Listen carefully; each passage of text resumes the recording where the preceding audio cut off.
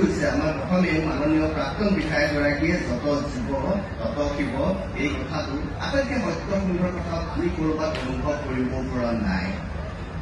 সেইকাৰণে আমি কৈছে শংকৰ গুৰুজনাই আমি নিন্দা কৰিছো আৰু নিন্দা কৰি আমি পাপ কাম কৰিছো। গতিকে আজি মই এই মঞ্চৰ পৰা আপোনালোকক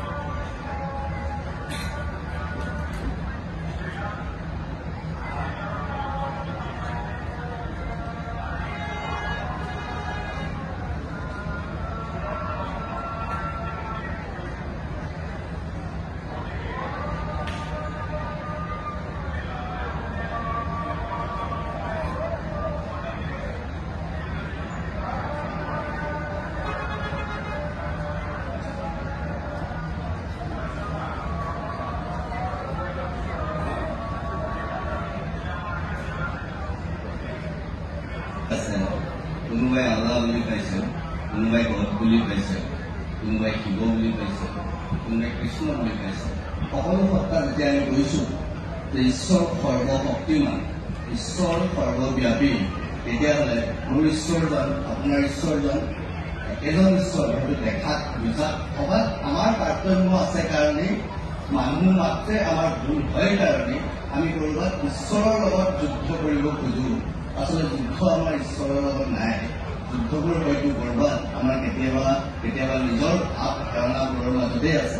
গতিকে আজি এই মঞ্চত এইখিনি সময়ত মোৰ কাৰণে সৌভাগ্যৰ বিষয় যে আজি শিৱসাগৰৰ মঞ্চত মই দেৱাদিদেৱ মহাদেৱৰ যে দেশত ঈশ্বৰ শক্তি, ঈশ্বৰ চেতনাৰ দ্বাৰা জাগ্ৰত হৈ কেনেকৈ আমি আগুৱাই যাব পাৰোঁ তাৰ ওপৰত মোৰ মনৰ অনুভৱ হৈ আছিল। আৰু সেই সময়তে এই শিৱসাগৰৰ শিৱদৌলৰ কাষতে থকা মছজিদত আল্লাহৰ গুণানুকীৰ্তন হৈছে। ইয়াতকে আৰু সুন্দৰ পৰিৱেশ মোৰ কাৰণে কিবা হ'ব বুলি ভবা নাই। এয়াই ঈশ্বৰ, এয়াই সত্য, এয়াই সনাতন, এয়াই শুদ্ধ। গতিকে আজিৰ পৰা আমি ভাবোঁ সকলোৱে নিজৰ নিজৰ বিশ্বাসত, যদি মোৰ বিশ্বাসত যদি ভগৱান আছে বুলি মই ভাবিছোঁ, তেনেহ'লে আনৰ বিশ্বাসতো ভগৱান থাকিব পাৰিব। কাৰণ বিশ্বাস বোলাটো কথাটোৱেই আচলতে অন্ধ। কোনোবাই কয় অন্ধবিশ্বাস, অন্ধবিশ্বাস। বিশ্বাস বোলা বস্তুটোৱে অন্ধ, যাৰ কোনো ৰূপ নাথাকে, যাৰ কোনো স্বৰূপ নাথাকে, যাৰ একো নাথাকে, তাক কেৱল অনুভৱ কৰিব পাৰি। আৰু সেই বিশ্বাস এই পৃথিৱীত জীয়াই থকা প্ৰত্যেকজনে যি ধৰণে কৰিছে তেওঁলোকে পাইছে। আৰু সেই সনাতন চিন্তা, সেই শাশ্বত চিন্তা, সেয়াই শিৱতত্ত্ব। শিৱতত্ত্বত আমি সকলো এইখিনি কথা ক'লো। এইখিনি কথা কোৱাৰ বাবে মই ক'বলৈ মোক সুবিধাখন দিয়াৰ বাবে মই সমূহ কাৰ্যকৰ্তাৰ লগতে আৰু পুনৰ এবাৰ মই বসন্ত গগৈ ডাঙৰীয়াক আন্তৰিক ধন্যবাদ জ্ঞাপন কৰিছোঁ। আৰু সভাপতি মহোদয়, উপায়ুক্ত মহোদয়, আয়ুষ ঘৰ ডাঙৰীয়াক ধন্যবাদ জ্ঞাপন কৰি সকলোকে মঞ্চত